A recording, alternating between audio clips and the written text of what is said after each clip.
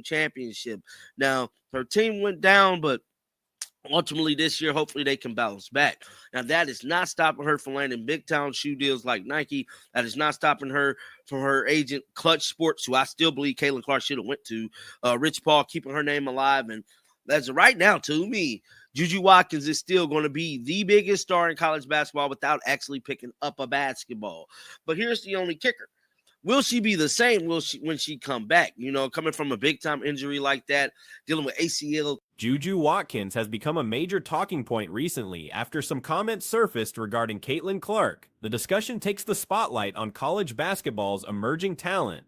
Watkins stands out as one of the most captivating figures in college basketball today. Those who've witnessed her skills on the court firsthand describe her as exceptional, with predictions pointing toward her dominating the professional league when she makes the transition. Many believe she'll shatter numerous achievements once she enters the WNBA. However, challenging circumstances have emerged with college basketball season approaching. Reports indicate Watkins might sit out the complete 2025-26 campaign due to a serious knee ligament injury sustained during last season's tournament run. Back, coming from a big-time injury like that, dealing with ACL tears and stuff like that, could that alter her performance in the basketball game? And as of right now, we just don't know.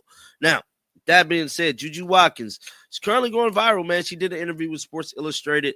I believe this was yesterday or maybe day before yesterday. I don't know. I came across this post. Shout out to Krista over on Twitter who shared this. And this is what she had to say. So they can never make me hate Juju. She's chill. Juju hella chill, guys. I'm telling you. And that's what get me. The team was pushing toward the national championship when disaster struck. Despite this physical obstacle, major endorsement opportunities continue flowing her way, including a substantial contract with Nike. Her representation through Clutch Sports and Rich Paul keeps her visibility high even during recovery. Some observers note this represents a superior agency choice compared to other options available to elite players. The critical question remains whether Watkins will return to her previous form following such a devastating physical setback. Knee ligament injuries carry significant implications for athletic performance, creating uncertainty about future capabilities on the hardwood. Hella chill, guys. I'm telling you. And that's what get me, man. People are always trying to start these feuds like how Paige was, I don't have nothing against Paige the person. I just got stuff against the refs and how they treat Paige. Paige is awesome, and so for all these people to try to make these battles between Paige and Caitlin, Paige and Juju, guys, we got to separate the basketball from the person. Similarly like YouTube, you got to separate the content from the person. Just because somebody does something a certain way or do something a certain way on the basketball court or in their profession don't make them a bad person. Recent viral moments include a Sports Illustrated conversation where Watkins discussed various aspects of basketball skills. When asked about different attributes, she referenced multiple players for their strengths. Enriquez received mention for accuracy, while Caitlin appeared multiple times across categories including ball handling and performance under pressure. Chelsea got recognition for physical power, and Asia earned acknowledgement for long-distance shooting ability. The frequency of Caitlin's name appearing reflects widespread recognition of her elite status among current players. This brings up the ongoing conversation about manufactured rivalries between top athletes. Make them a bad person. It's just how they ball or how they go about it. But let's listen to what Juju had to say. Let's roll it.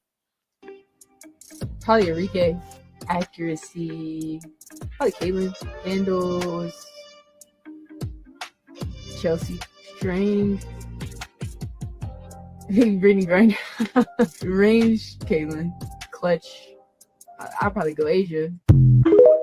So, yeah, she had Caitlin on there more than everybody because she know, just like we know.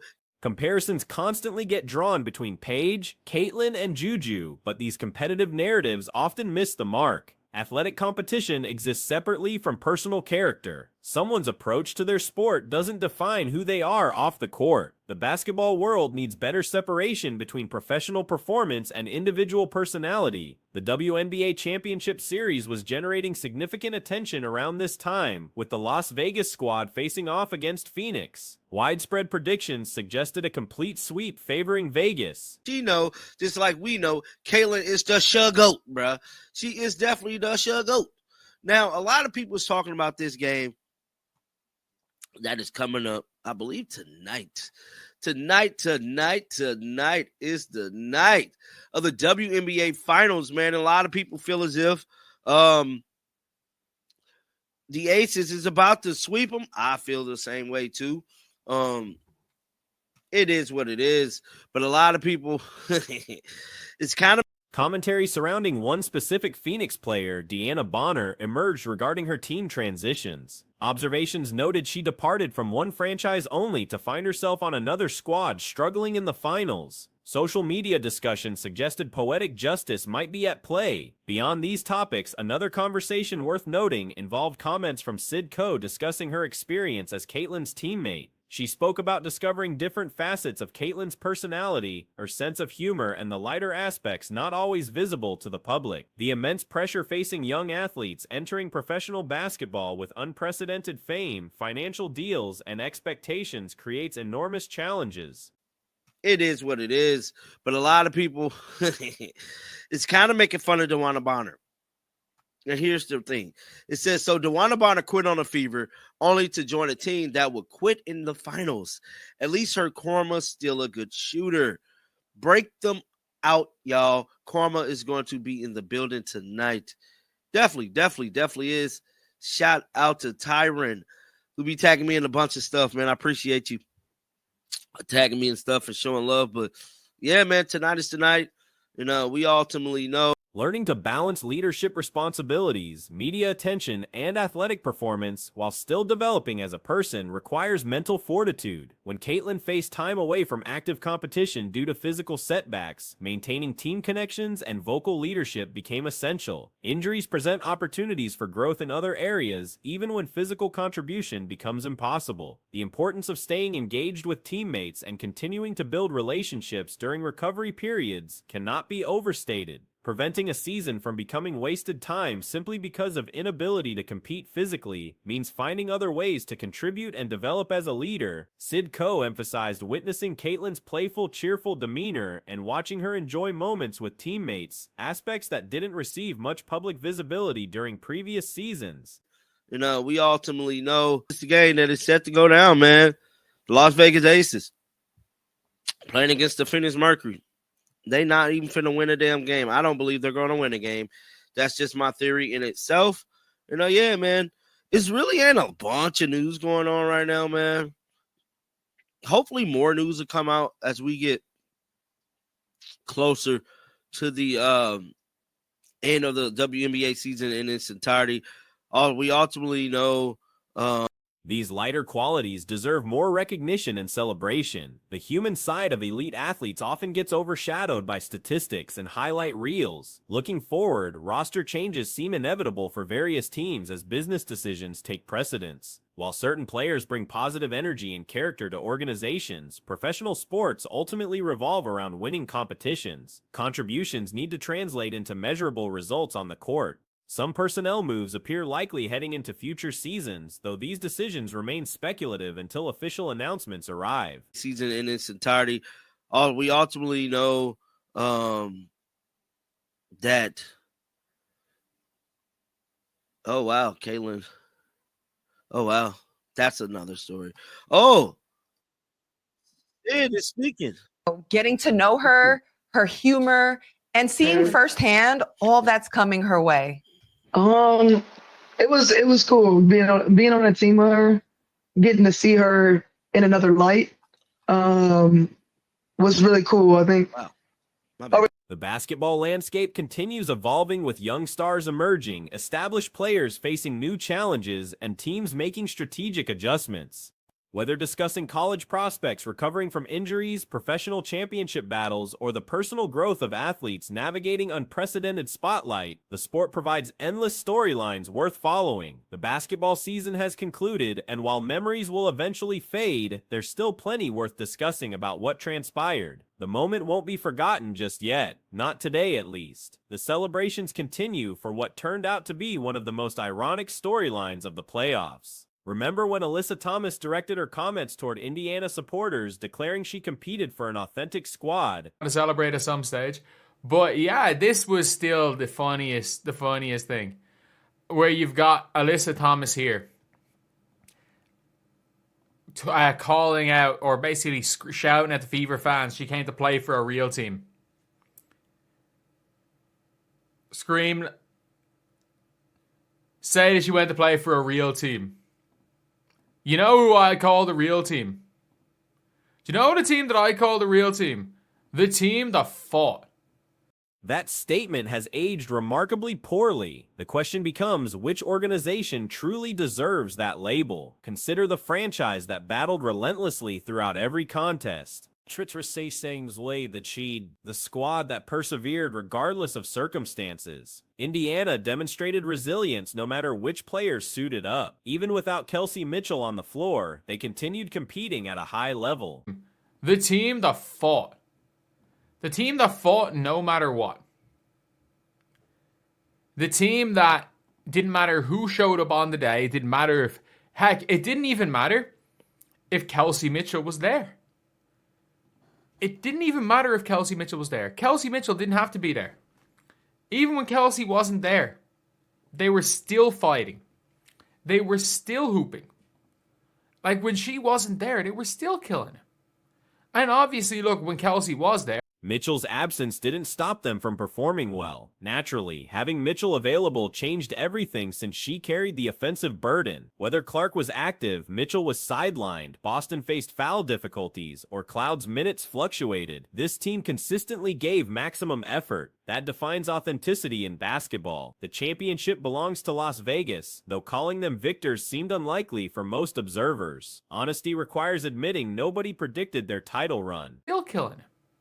And obviously, look, when Kelsey was there, it was a different story, because when Kelsey was there, she was their offense. And when Caitlin was there, if Caitlin was there, Caitlin wasn't there. If Kelsey was there, Kelsey wasn't there. If Aaliyah was in foul trouble, if Natasha Howard was on or off the court, they gave their all and they competed no matter what. They competed no matter what. I call that the real team. I would call that I'm not going to say they're the real winners. Following that devastating 53-point defeat on August 3rd, when they occupied the 9th position in standings, expectations were minimal. Their adjustment period after acquiring Smith through trade included struggles, dropping multiple contests to Indiana. Championship predictions were non-existent. Acknowledging this reality costs nothing. Many analysts misjudged their potential. There's no shame in admitting the miscalculation. Nobody anticipated Vegas capturing the trophy. Las Vegas Aces are. Like, the Aces, nobody thought the Aces were going to win the title. Let's be very honest. On August the 3rd, when they had just lost by 53 points, they were currently, if I'm not mistaken, they were the 9th seed. Nobody thought they were going to win the title. Nobody did. Like, they really struggled. They struggled for a little bit after the Alyssa Smith trade. Like, they'd lost twice to the Fever. Whether they could have navigated through Minnesota or New York in hypothetical matchups remains uncertain, especially considering New York's consistent dominance over them during the regular season. Perhaps with various injuries affecting opponents, different outcomes were possible. But that's speculation. Thomas's declaration about representing an authentic organization becomes particularly amusing considering how Phoenix exited the postseason. Their head coach received an ejection during the finals. Thomas's individual performance fluctuated dramatically, though she nearly achieved history with what could have been the league's inaugural quadruple-double, an unprecedented statistical accomplishment that deserves recognition. And nobody thought they were winning a title. Absolutely nobody did. And it's fine. It's fine to admit that. It's fine to say it, like, yeah, you know, we kind of underestimate this team, because I did.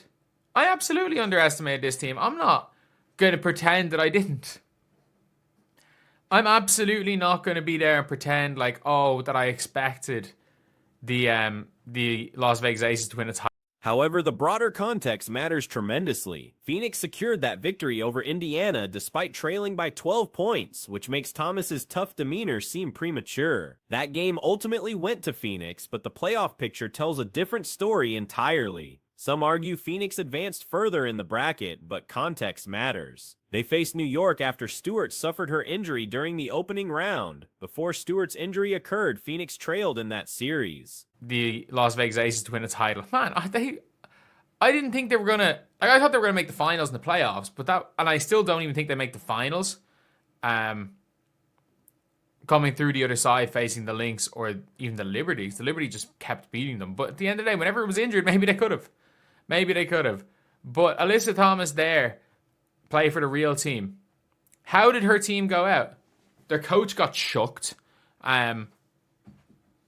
She was horrendous at times. Against Minnesota, they benefited from Collier's injury when the series stood tied at 1 game apiece, plus Carrington's absence, who would have significantly impacted those matchups. Defeating injured opponents from New York and Minnesota set up their meeting with the first fully healthy opponent, and they were eliminated. Getting swept carries different implications than simply losing. The manner of elimination matters. Advancing further only to face a sweep with coaching staff losing composure and earning ejections doesn't reflect positively. The players' determination deserves credit. They mounted comebacks during games. She was horrendous at times in the finals.